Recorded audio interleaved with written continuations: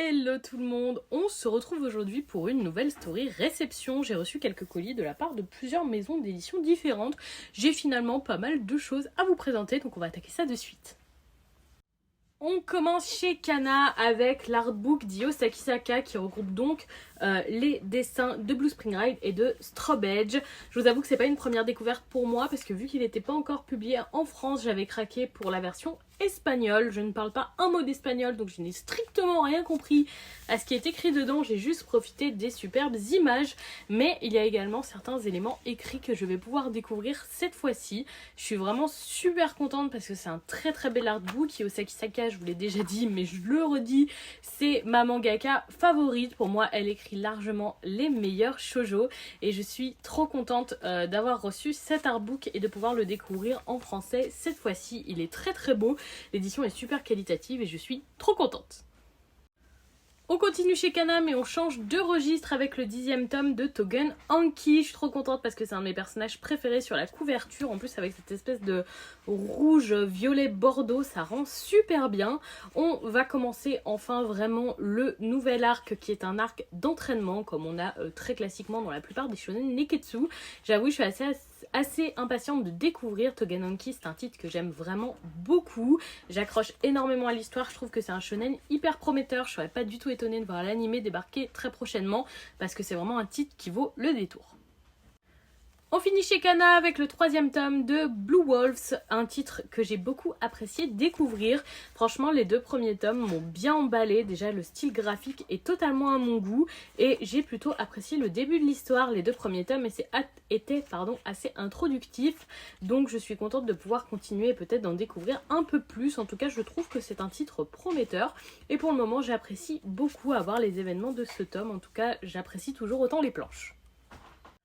On passe ensuite chez Nobinobi, j'ai reçu le one-shot Stitch Aventure à Okinawa. Très contente de retrouver un nouveau manga avec Stitch. J'avais récemment lu et également édité chez Nobinobi Stitch et le samouraï que j'avais trouvé vraiment très sympathique.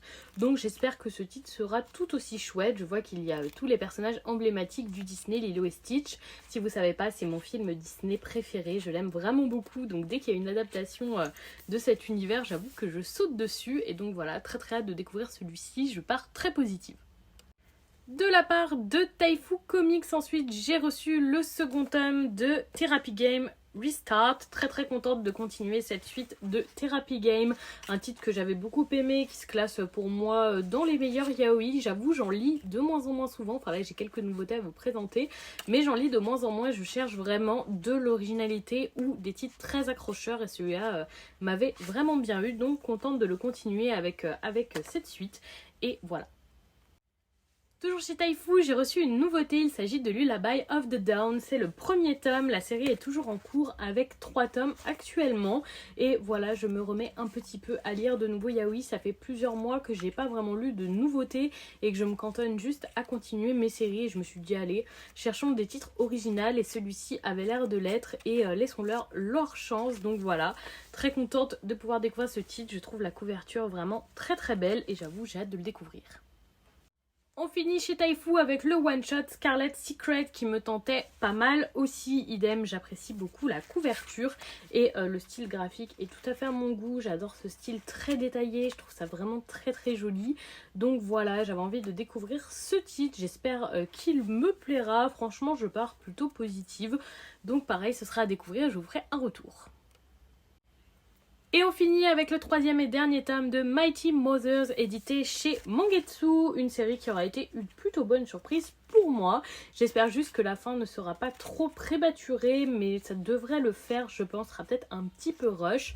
Ça va être à découvrir à la lecture. En tout cas, je suis curieuse de découvrir notre combat final et la finalité de ce titre qui aurait été une super bonne surprise pour moi.